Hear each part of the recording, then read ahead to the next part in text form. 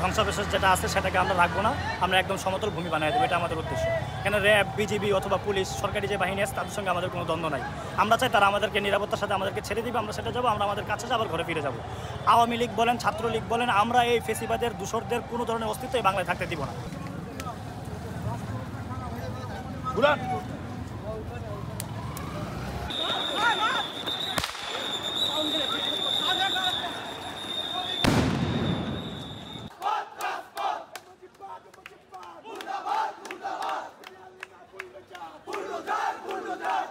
আমরা মনে হয় তাদের প্রতি, তাদের রক্তের প্রতি একটু সুবিচার করার বা ইনসাফ তাদের পরিবারগুলোকে পাইয়ে দেওয়ার একটা প্রথম পদক্ষেপ হিসেবে আমরা মনে করি যে এই আজকের যে রায় এটা প্রথম পদক্ষেপ।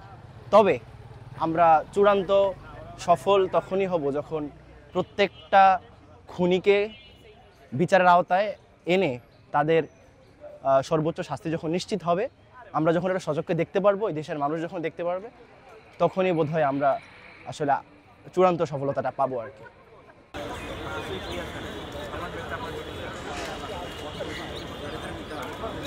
এখন যারা অন্যায় করছে তারা হয় ভালো, শাস্তি হয় ভালো, যারা অন্যায় করছে তার শাস্তি হওয়া ভালো, আমরা সেটাই চাই।